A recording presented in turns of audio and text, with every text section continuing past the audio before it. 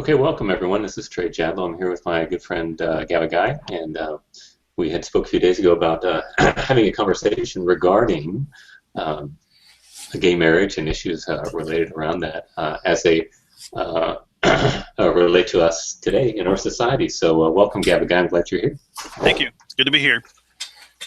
Um, I I'm a little discombobulated. I didn't.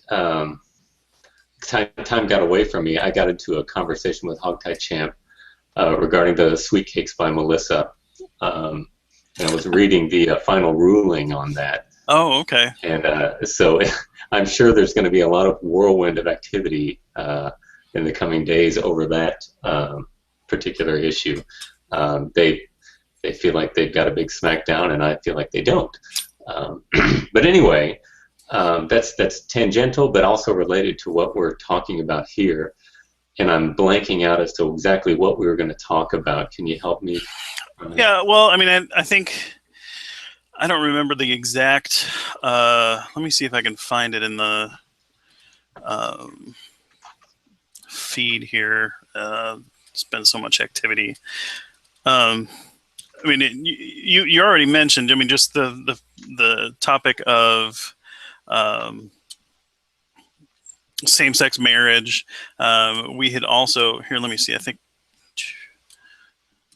I've got at least one of the threads where we were interacting. You had I had posted about that county clerk in That's Kentucky, right. Yeah, of who course. who had refused to Grant a license. grant a license to two gay gentlemen there, um, ostensibly on the basis of that she was a Christian and That's right. didn't think it was right. Uh-huh.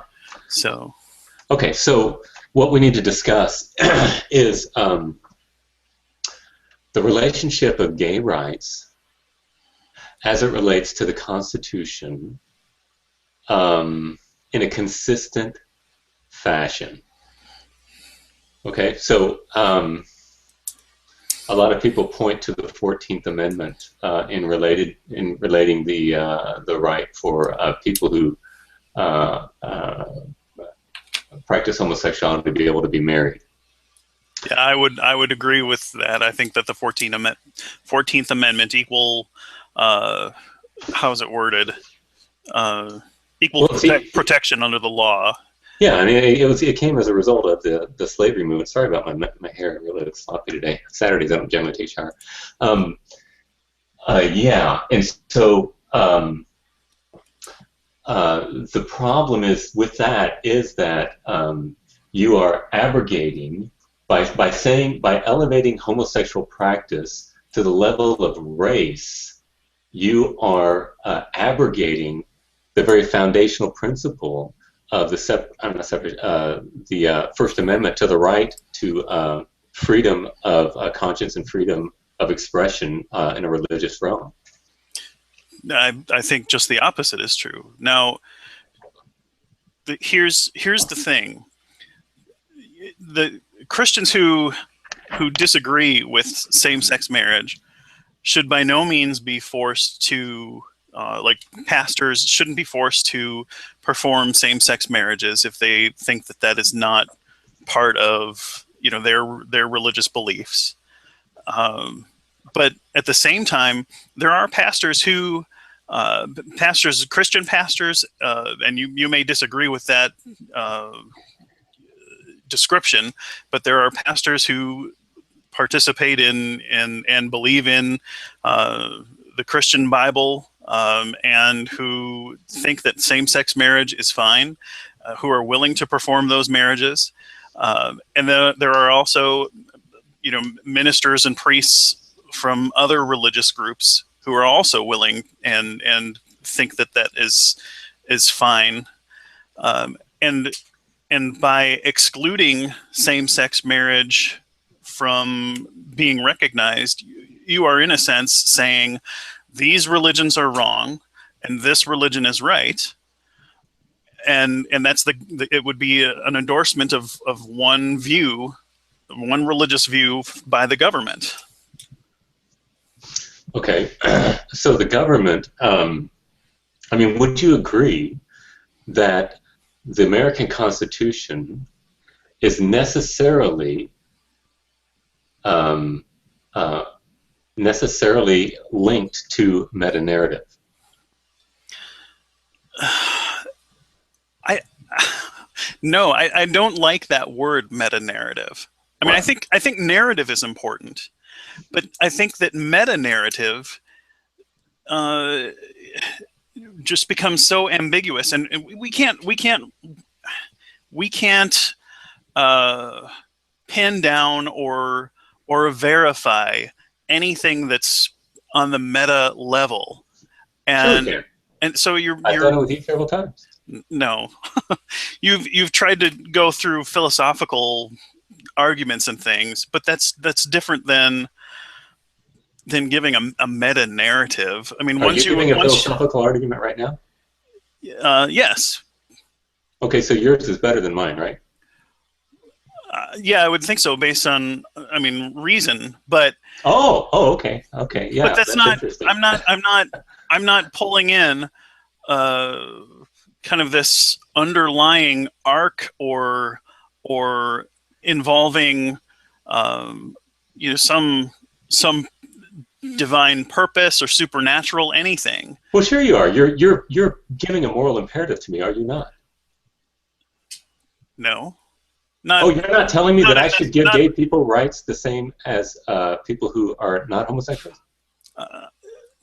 I'm asking that be done based on what is reasonable and rational. And I Right, think that reasonable. ties to morals, yes, and morality. Right, and I want to know the reason for your view. The reason This for is what? fascinating. The reason for your moralizing other people about what they ought to do. I believe that there are objective moral principles that and justify them. can be hashed out. Yes, Justify them. This is justify. fascinating. I've not met an atheist who's had this kind of view before. Okay. That's rather bold of you. I'm anxious to hear this. I mean, I think that it's reasonable. There are facts about the world that human life is special. not just human life. That all life is special. Well, I don't know why you're jumping on this like this. This is it, my friend. This is it. You think have no answer for this. Go for it. No, why are you being rude? This is why people don't want to talk to you, Trey. Oh, give me a break. You're being condescending and you're mocking. Oh, good grief! You guys are so thin-skinned. If you could, but just somebody steals your purse, you start crying. No, it's you can't deny that you were being mocking in that exchange just now. You're making a ridiculous argument. I'm saying go for it. How is it ridiculous? I have never met. How is it ridiculous? You're saying that life is special. I'm not saying that. You just said all existence is special.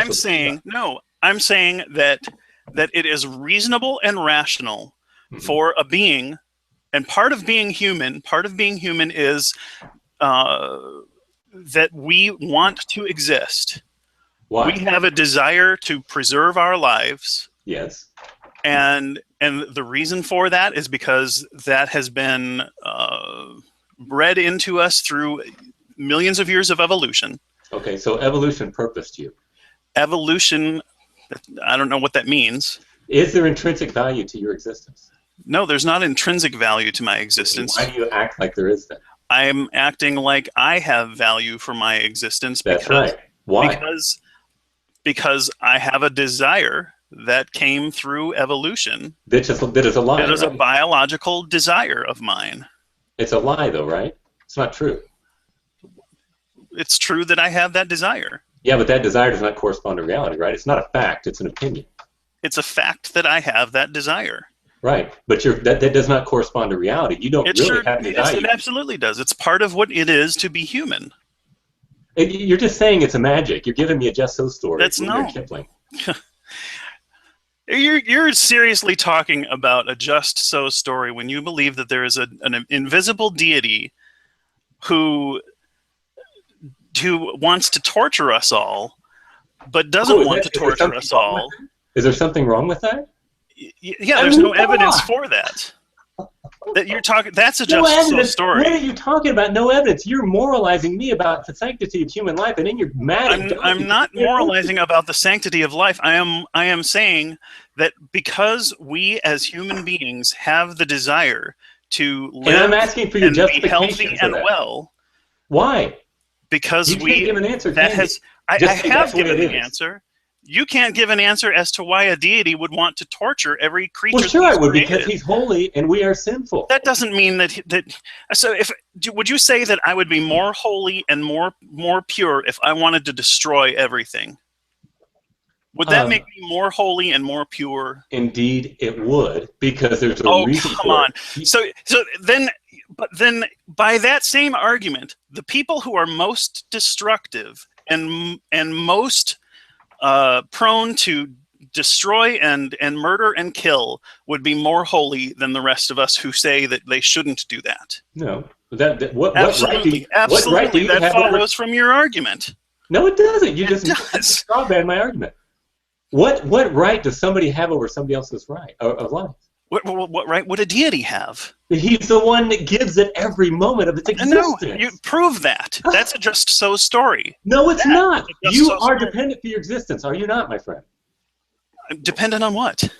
Anything. Are you dependent for your existence? On. Just say yes. It's a fact. You're not self-existent. You know that you're not. You're not. You're right. I'm not. I don't know of anyone or anything that is self-existent. Okay. Now, how does something that's dependent for its existence create itself before it exists? I don't have to create myself. You give yourself being, right? No. Okay. Then how do you justify your existence? I don't have to justify your existence. You can't. Justify my existence. I know. It's just magic.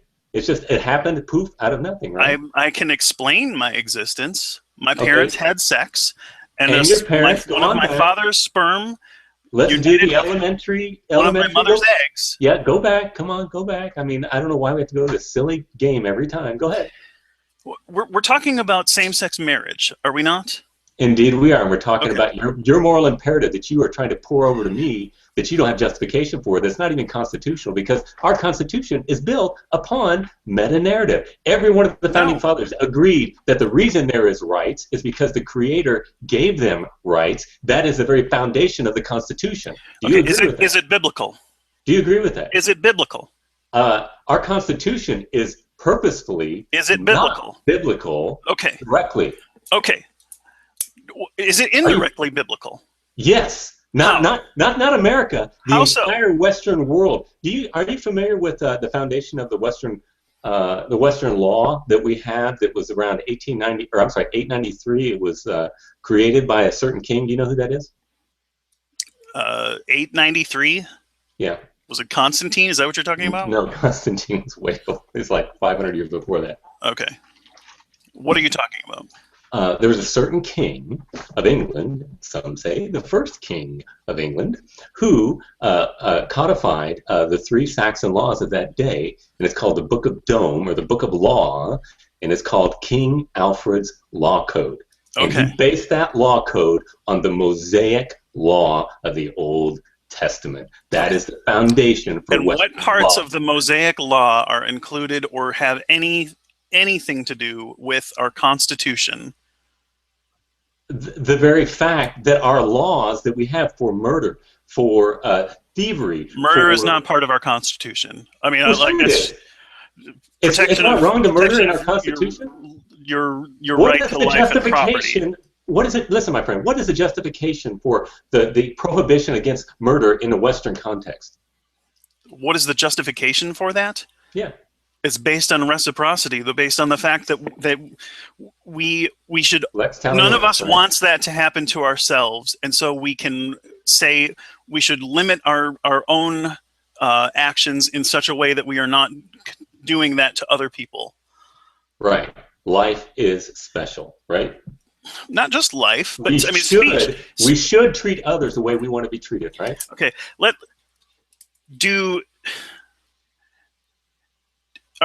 Is it permissible according to the Mosaic law to speak blasphemy? No. Okay, but we have freedom of speech. Yes. You don't know the context of the separation of church state either, do you? Do we have freedom of speech? Indeed, we do. Do you know where it came from? Where did it come from? Are you familiar with the Bible story of a king during the divided kingdom named Uzziah? I'm somewhat familiar with the story of Uzziah. I've heard it. I shouldn't say I'm familiar with it. That's It's fine. been a long time. I'm glad at least you know. That's all I need you to know. All right, so we have the divided kingdom, and we have actually Israel had no righteous kings whatsoever, but Uzziah, they had a few: Josiah, Uzziah, Yes. Hezekiah. Okay, and do you remember what Uzziah did at the end of his life that caused his downfall? Really, that gave him a shameful death. I don't recall off the top of my head. Okay. What he did is he went into the temple to offer incense that only the high priest was allowed to do. Okay. And the result of that, when he went in there with the censer in his hand, he was struck with leprosy and spent the rest of his life in shame. He was a righteous man. and What a loving God. Okay. Well, so you don't think that Hitler should be punished? If Hitler prayed the prayer of salvation or repented from his sins before he finally died, will he be punished for his sins? You didn't answer my question. I think he should have been. I think to me, I think that there's no point in discussing it now because he's gone. Okay, let's move on. So but to your point, there will be no ultimate justice for Hitler if he said the sinner's prayer or whatever and genuinely repented before he died.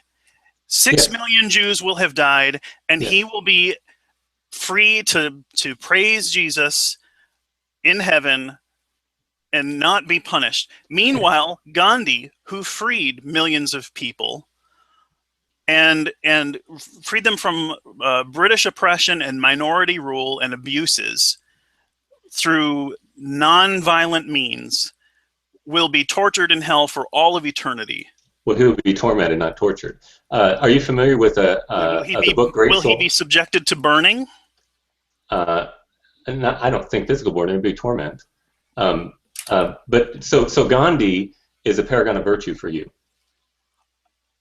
I don't know that he did everything right, but he certainly was a much better person than Hitler, and probably a much better person than most of the politicians and. So you think that he could merit a holy God's favor because he was so holy? I think that he lived a good life and did a lot of good for a lot of people, and a lot of people. Have you ever heard of the book Great Soul? Great Soul? Yes. No. Look up Wall Street Journal. Great Soul. Gandhi was a pervert. He was a homosexual. Left his wife. He would use young ladies and women. His cousin, he mistreated her and would cackle at her as he would deride her and wish that she would be raped. He was a dog. He wished that she would be raped? Yeah, look it up. Wall Street Journal, Great Soul. What does it mean to wish that someone would be raped? Read the article. How do you even establish? He would make her go get his foot something to scrape his feet with, laughed away, and she was petrified, and he was laughing at her as if she would be abducted and hurt. She was like 17 or something like that, and he was a horrible, horrible person. But you think he should be merited heaven? I'm not sure I understand that. I didn't say that he should be merited heaven. I said he doesn't deserve to be tortured for all of eternity. All right, let's put our minds to that then. Why would Hitler be forgiven? Yeah, why would Hitler be forgiven? Well, you know, you're a Christian. No, I'm not. You were a Christian. I was a Christian. One of the reasons that I'm no longer a Christian is because I think that the gospel message is preposterous. And the idea of redemption through someone being brutalized and killed is absurd. So you think it was a bad thing that Christ died? I think that yes, I think that it's a bad thing that a man was killed and abused like that. Okay. I think that it was bad that people in the Middle Ages were tortured and killed, and I don't think that believing that they were killed makes me a better person. I'm trying to understand though. You're saying that or makes me magically anything that wrong that I've done is made better because someone else was tortured. Okay. Well, do you agree that Christianity teaches that Adam's sin was imputed to us? Yes, I agree that is one of the doctrines that some Christians believe. Okay. Well, it's what the Bible teaches. I mean, it's pretty controversial.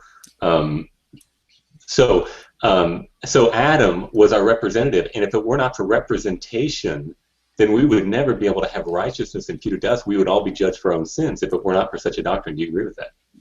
I agree that is the teaching. I disagree that it is a good teaching, and I also think that in practice... What do you mean by good, though? Are you just emoting? In practice, you would not uphold a principle like that in law.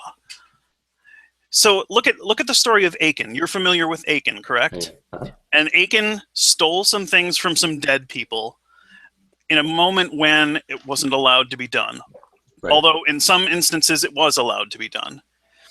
When it was revealed that he had done this, he confessed, and he was stoned to death. But not only was he stoned to death, but his wife and his children were also stoned. In addition, all of their belongings and cattle and everything killed and burned.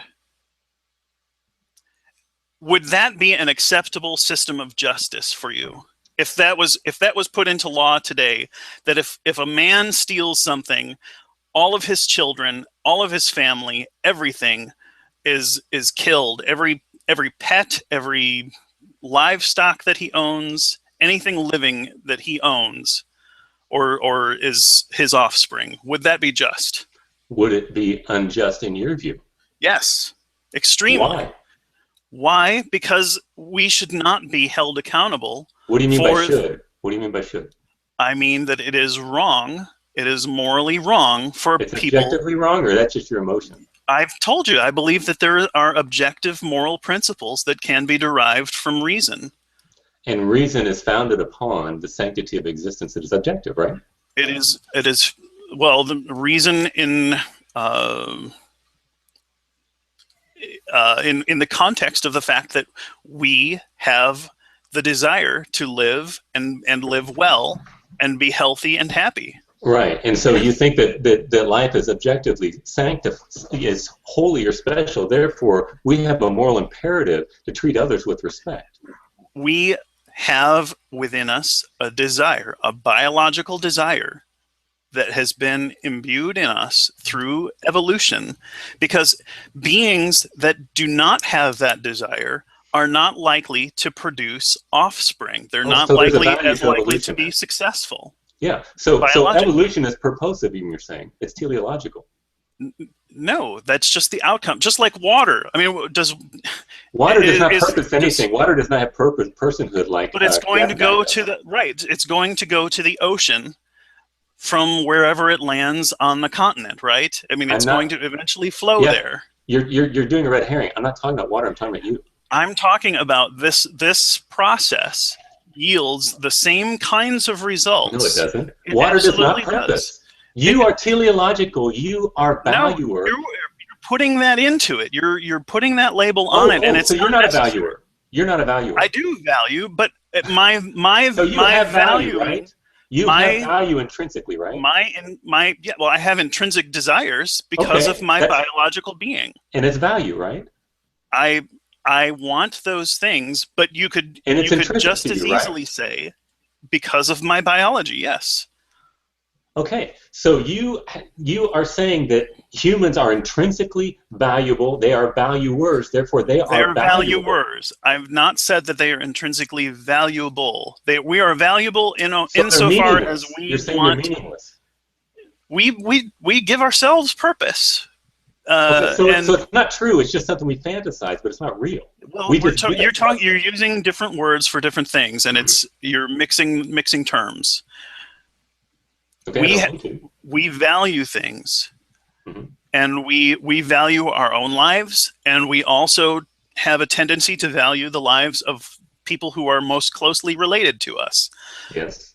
We also can You're giving a narrative. sympathize and empathize with other people outside of that circle of relatives and kind of peer group and different groups that we identify ourselves with. And Yes. all of those things come to us through evolution, because individuals who have those desires are more inclined to biological success than those that don't care. Yeah, And you're don't just have giving me an that empty desire. narrative. Gavagai, all you're saying is we value each other because that's the way it is. It's a just so story. No, You're not that's giving me how a reason. science. That's how Yes, science works. Yes, but you're saying that we are invaluable, but we value as if we are valuable. Do you agree with that? We value as if We we are are invaluable, but we value as if we were valuable. Yes, that's right. Okay. I would agree with that. All right, so it's a lie. No, it's We our are perception of invaluable. things. Our perception is a lie, though, right? I want you to think about this. It's not a lie. It's true. It's true. It's that true we are that we invaluable. value ourselves. We value our lives. We value the lives of people we care about. But it's an illusion, right? No, it's real in that that's how we are. That's part of being human. Oh my goodness. I mean, it just okay. Let me. Do dogs value their lives? They do. Do they value the lives of their pack, like wolves? Some do. Okay. Does that mean that Yahweh has imbued upon them special existence and that they have some supernatural significance? Yes. Otherwise, it wouldn't exist. Contingency cannot exist without being valued. Otherwise, it would not exist. Everything, the rocks have value. How so? They would not exist if they were not valued. Oh, they had to be created. come on. Contingency. Now you're being you want to put teleology on everything. I have to think. That's my problem. I know I'm such a silly creator. I've never said that, and I would not say that about anyone. Well, I thank you. I appreciate that because I get that a lot. But I think it's important that we think about these things, Gavin. Well, I think it's important that we think about them too. Okay. Absolutely. I wouldn't engage in these conversations if I didn't think it was important or worthy of consideration or debate. Well, I appreciate that. Okay, so let me go back. I was trying to make a point regarding the separation of church and state. Yeah. I'm sorry, we got. Yeah. What were we? Uriah, right? Uriah, yeah. Or not Uriah, Uzziah. Sorry. I may have called him Uriah. I don't know. No, that was my mistake. I'm sure. Okay, so Uzziah dies, and so we see very clearly there. There's a very clear distinction between the sword and the keys, if you will, if you want to call them New Testament terminology. In other words, the Levites had their very specific roles, and the soldiers and everybody else had their very specific roles. And if you tried to intermingle them, it would cause great havoc. The judgment of God. And so as we move into the Middle Ages and we come into the pre-Reformation, or well, actually the Renaissance and then the Reformation, we see there's always battles between church and state. We see Henry VIII, breaking away from the Catholic Church, and we see this back and forth between Catholic and Protestants, for example, in the English Reformation. And Elizabeth actually was kind of rough. Of course, we had Queen Mary, and she murdered several people, but she was Catholic. And then Elizabeth came out as a Protestant, and she was pretty rigid in what she believed. Anyway, and so we see the society worrying about losing their meta-narrative. In other words, they said we need to have coherence in society. And so we got these people that are coming giving us trouble, which is it's the same thing throughout all history of mankind. Socrates was killed for that very thing too. They were afraid he was going to ruin their meta-narrative, and so these people come in, and in the English situation, they would be, if you did not have the right doctrine, you could have your ears cut off and your tongue split, or you could just be killed if you didn't have it. And so there's a guy named Roger Williams who was an apprentice to a lawyer named Edward Coke, and he was Cook was a great. I don't know if it's Cook or Coke. It might be pronounced Coke, but it's spelled Cook. He was a great nemesis to Francis Bacon. And this was the time of James and Charles I. During the King of England, James commissioned the King James Bible. So you've got this Edward Cook, who is fighting for the rights of the people. I don't know if you ever heard that statement that says every man's home is his castle. Cook came up, that was his statement. We don't know much about him, most people, except for that. And so this young apprentice named Roger Williams was a young boy, and he took him out and was basically a father figure to him. And he took him wherever he went. And so this Roger Williams was in the presence of King James, Charles, and Charles and Edward were trying to promote the divine right of kings, and Bacon was on their side. Of course, you know Bacon for his scientific method, but he was also very much in politics. So Cook and Bacon were at each other's throats all the time, fighting. You know, Cook fighting for the rights of the people, and Bacon fighting for the divine right of kings. And so Roger Williams was a Baptist, and he went through all this difficulty. He came over to America, and America was very much the same way. We didn't have separation of church and state, and in the same way, they might split your tongue. And actually, he got kicked out of Massachusetts. And they said, if you come back, you will die. And so he had to flee for his life. Mm-hmm. And he actually is the founder of Rhode Island, and he also is the founder of the American Baptist Church, which is, so he founded the first Baptist church in the United States. So he wrote a book after he sees all these machinations and difficulties, and he wrote a book called The Bloody Tenet. And basically it was saying that that forcing someone to religious belief is like spiritual rape.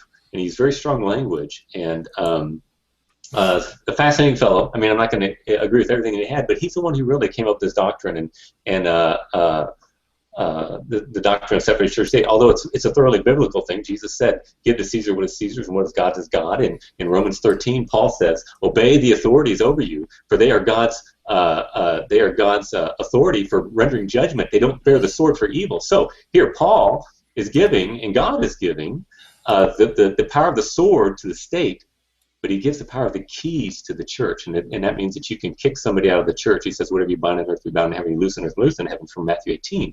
So we see these two different things. Jesus saying, very much unlike Islam, and this is what worries me about the future. We can do that another time. We talk about Islam. They don't have any concept of the separation of church and state, but it is something that is intrinsic to the Christian, Judeo-Christian tradition. Well, so, wait. We kind of rushed through that. So I understand how Cook decided that we needed to separate church and state, and I understand that Jesus said, "Render to Caesar what is Caesar," and what's the rest of it? To God's what is God's. Yeah, to God what is God's.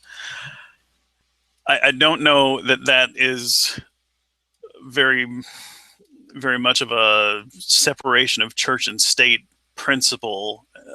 It's saying that people should pay their taxes is what that was about. Indeed. And Paul was saying, be submissive to the government, and don't challenge the government, because that's what God put in place. That's right. And that pretty much flies in the face of what the American Revolution did, right? They had justification for it because they were not being ruled. They were basically being made slaves. They weren't given any rights to what. Right, but it also says, "Slaves, obey your masters," and to call them slaves is really not quite a fair even. Okay, well, why would Paul say, "Slaves, obey your masters"? Was he pro-slavery? Did he believe that? Was he against the principle that you should treat others the way that you want to be treated? Yeah, but he did not.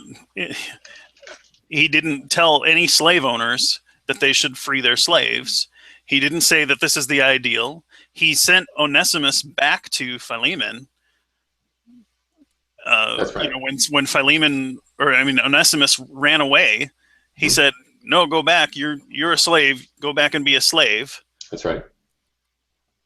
So there is nothing in Old or New Testament that suggests that slavery is wrong, or that people should overthrow a government, even an oppressive government.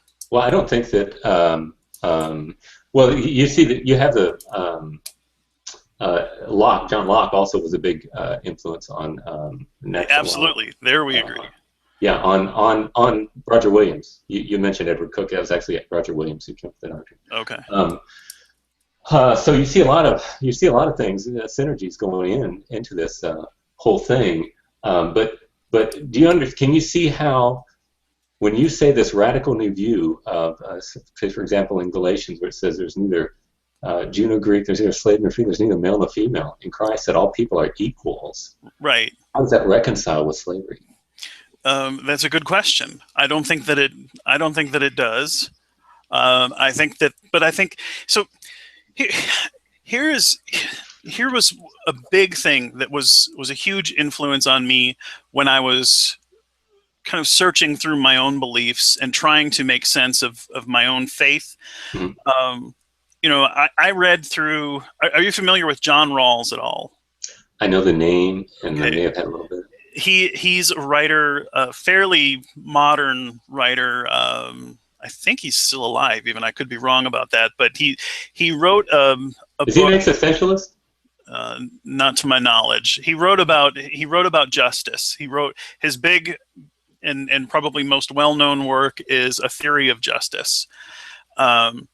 He essentially takes reciprocity, essentially do unto others as you'd have them do to you, yeah. And turns it into a foundational principle for justice. Mm-hmm. And when I read through this, and he there's special kind of methodology or whatever that you would use, or that John Rawls suggests that you use when you're trying to come up with fair and just laws based on that principle. But when I read through Rawls, I couldn't help but get excited as a young believer, saying, wow, Jesus had the key to justice, and this system of justice really rang true to me. Mm-hmm. But then when I looked at the Bible and looked at both Old and New Testament and looked at things like slavery, when I looked at things like eternal damnation, I could not square those things with this idea of reciprocity and the good, if you will. Those things just seemed immoral and unjust to me. Okay, do you agree that Jesus promoted those things? That he promoted which things? That he spoke to issues regarding treating others the way that you wanted to be treated, and he verified and gave assent to the Old Testament law? Yes, he gave assent to the Old Testament law, but I think that the Old Testament law does not mesh with the idea of treating people the way that you would want to be treated. Okay, so Jesus was delusional then, right? I think he was mistaken. And here's the other caveat: okay. If he's actually represented accurately in the Gospels, right? If his teachings are represented accurately, you don't think they are? I don't know. We don't have any of Jesus's writings, and well, we have eyewitness testimony, don't we? I'm not sure. I don't know that that's true. We have testimony. Whether or not they were eyewitnesses, I'm somewhat skeptical. So are you having a problem with the witnesses or the copies of the witnesses? Both. Okay. So we should probably deal with the copies first, right? I mean, I'm not a scholar. I've listened to debates and discussions and read, but even when you look at the texts that we have now and look at them side by side and the narrative that they tell, the narratives conflict with each other. No, not really. I mean, that's in fact Simon Greenleaf was the who wrote the book on evidence that's permissible in the law courts from Harvard. Actually did that, and he was a skeptic when he went to study that. And I think he wrote a book called The Testimony of the Four Witnesses, and he basically said this is exactly what you see with witness testimony. You're going to see the exact same things, but he said that they were all telling the truth, and they were reliable witnesses, and he became a Christian. Well, that's great, but I mean I've looked at the narratives myself. I've listened to apologists try to make it mesh. Like what? Well, yeah, I mean, we can talk about another time if you want to. Yeah, I mean, it's kind of off topic, but I mean, sure. I mean, you can start from the nativity narratives in Matthew and Luke. the genealogies in Matthew and Luke are different. And could it be one is Adam and one is one is Joseph and one is Mary?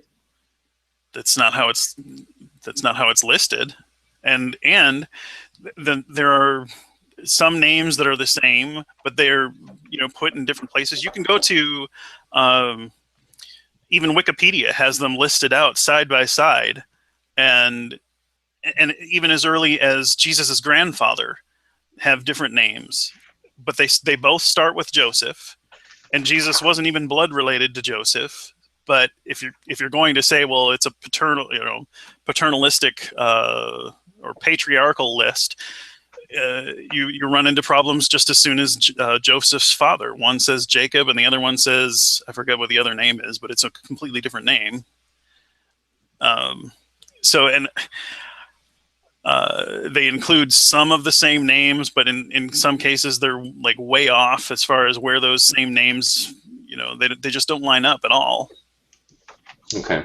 Yeah, I've looked into that, but I haven't looked into it in great detail. I mean, I looked at the point where I was satisfied with what I saw, and I can't remember what the... And even, there was one place that I saw where they matched up one of the two with Old Testament, and there are big skips and jumps in the genealogies that are listed that it was most likely based off of. And I think Bible scholars will say, well, I think it was Matthew. He was, trying to line it out, but he also wanted to have it numerically pleasing and be like, 14 generations or something like that went back to David. Well, it's fairly common in that era to skip in a because they really didn't have records. You're making it up no matter what back then, because there weren't good records. Sure there were. That's one of the points of the Bible. If you look at First Chronicles, the first 9 chapters is nothing but genealogy. They were very wooden with their history, and it was very, very, very careful with it. I don't think that 90% of the people, probably more than that, were illiterate. No, that's true. And it was. I'm not saying it was a written society. It was a memory society. But they had amazing memories. That's how we've got all the witnesses in these stories, that people remembered them and wrote them down or had them written down. Anyways, it was an oral culture. Yeah. We've anyway, deviated quite a ways away from the original. Okay, so we were talking about the separation of church and state, and I was saying the very doctrine that we have today, that Jefferson, writing to the Danbury Baptist, people like to go back to that letter and say that's where it was, but it really wasn't. It started much before that, and I think it was Madison. Who was it?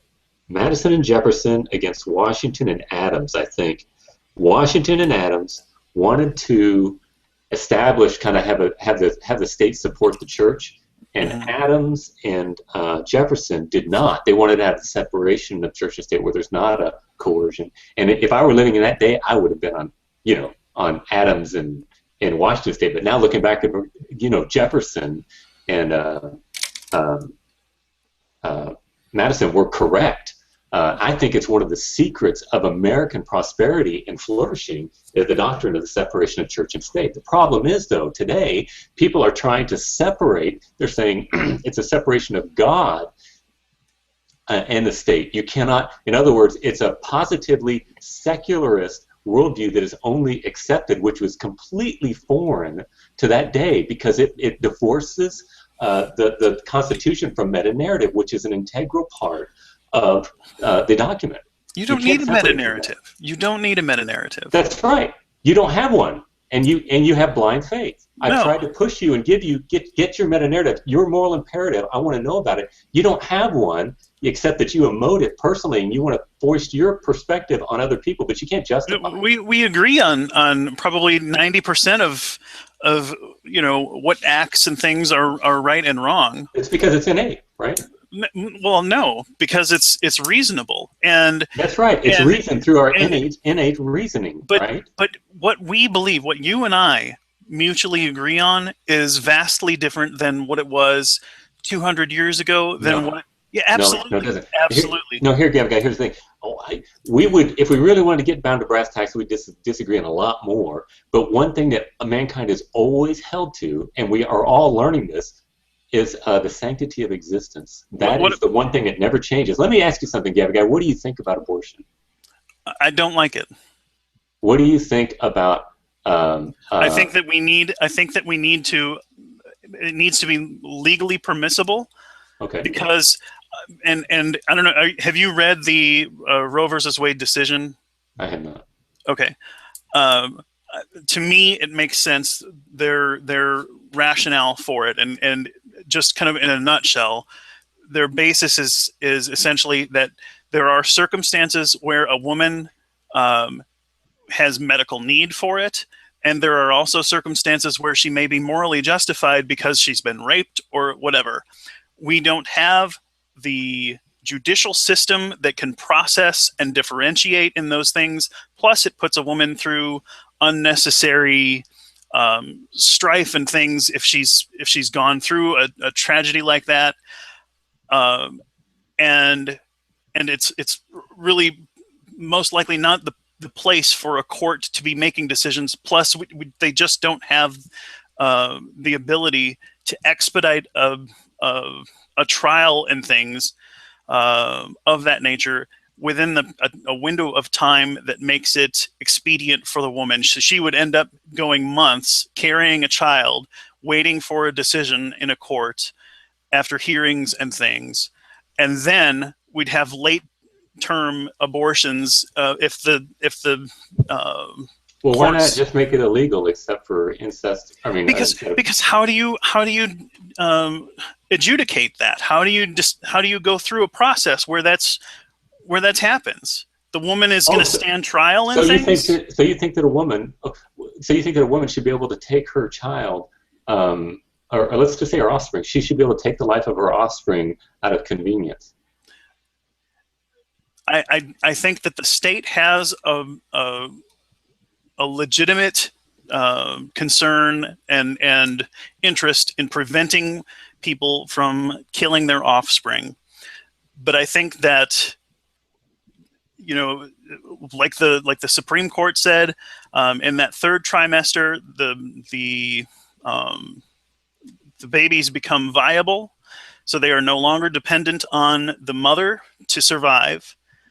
And there's another issue related to just how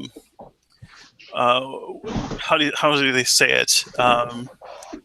Your right to dictate what happens with your own body. So the example that has been given often is like, okay, let's say I get into a car wreck, and the other person's life could be saved if they were hooked up to me and my organs. Let's say their liver was destroyed. Mm-hmm. But they could be hooked up medically to me so that they were dependent on my body. I have a right to say, no, I don't want to do that. Now, I also have a right to say, okay, yeah, I'm willing to do that. I can give up my freedom and liberty in that way, of my own volition. But I can't be forced to do that by a court or by the law. And that's what you were in essence saying when you say a woman has to carry a child to term and deliver in that circumstance. Okay, I don't want to go down that's a complete rabbit trail, and the reason I brought it up, I don't want to. That's a completely different argument, and I have a rebuttal for that, but I'm not going to mess up this broadcast with that. So, for me, you say that we are much more enlightened and happier. To me, I think in many ways we are, and I think that the way that things are going, I think that we're learning how to be better people. Just like I think the separation of church and state is a incredibly beautiful doctrine, and I think it's been wonderful. The problem is the church has become corrupt, and now we're losing it all. It's our fault, I think. But I think that in other ways we are more barbaric than anybody would ever imagine. We've killed over 50 million, and I think I can't remember if it's many worldwide. I think it's utter barbaric in the way that a woman would. Terminate her offspring out of convenience is beastly to me. And do you think that that's new? To the degree that it's been morally acceptable and promoted on a level where it can be done in such 4,000 a day, yes. I don't think that you're right in that. I think that, but I think that you think that there are less unborn children being killed today than no, there were in the not past? unborn. I think that it happened after the fact historically. That we have probably as many abortions now as there were situations of infanticide There historically. weren't. You know how many people are alive today? Yes. Come on, man. I mean, no, not even The close. reason that there are so many people alive today is because of agricultural developments and medicine. That is true. But I'm just saying that there are the amount of blood that is shed that is innocent today is unrivaled in history. Well, there are more people. There are more people. That's right. That's right. No, that's true. Relative to population. Hey, babe. Gavagai, can you hold a second? Yeah, absolutely.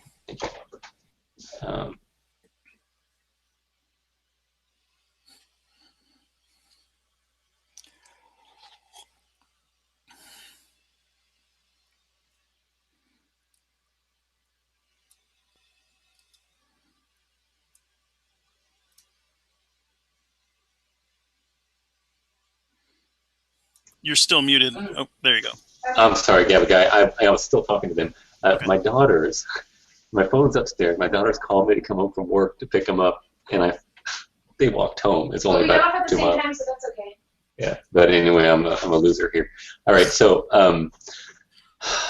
okay, because I want to get off pretty soon. I jerry-rigged my daughter's car. She had a crack in her oil pan. It's a Volkswagen, and they have aluminum pans, and it's like you got to pull the engine to get it done. So guess what I did? I don't know. Do you do anything with cars? I asked my friend this too, and he No, not usually. Not if I can help it. J.B. Weld. Have you ever heard of that stuff? No. Oh, it's awesome. It's a 2-part like composite type stuff, but you can put on engines. You can fix anything with it. Is it like epoxy or what? Yes, it's like an epoxy, and it's high heat, but it's an amazing stuff. And I looked on YouTube, and this guy did that. A mechanic did it, and it was an Audi, the same car basically, had a crack all the way along it, and he's plastered it over it, and it fixed it. And I was like, I can fix it. So I got to go put oil in it so she can drive it, but it's gonna work. It's awesome. Oh, that's great. So if you ever have a crack on your engine or anything like that, if that's not a tangent, I don't know what is. J.B. Weld, it's a great stuff. It's real cheap. So anyway. All right. So let's go ahead and close this off for now. We can come back and talk some more. Okay. I know I'm going to have something with Hogtie soon on that other thing. I'm pretty raring to go regarding the sweet cakes thing. But I don't know how far we got. But I really wanted to touch the importance of the separation of church and state and how it was actually purported by Christian and how I'm a big supporter of it. You know, Gavagai, today, most Christians are ignorant of it. And I think many on the other side are ignorant as well. And I think that we can have thoughtful conversation about this and interaction regarding the separation of church and state. And people could admit, people on my side will not even admit it. They say it's not true, it's not real, it's not there. Of course, it's not directly in the Constitution, but the concept is there. And it's a very important concept that we need so that we're not coercing people to believe. What happens when you coerce people, like the Roman Catholic Church did, you get a dead religion. You get people that are going to get the outside of religion. And in secret, they're going to do whatever they want to do. You can agree to the importance of that, don't you? Yeah, absolutely. Okay. All right. So anyway, I better get going. And thanks for having us, and we'll do it again. And good discussion. Okay. You have a great weekend. Okay. Thanks. You too, Trey. All right, man. Bye.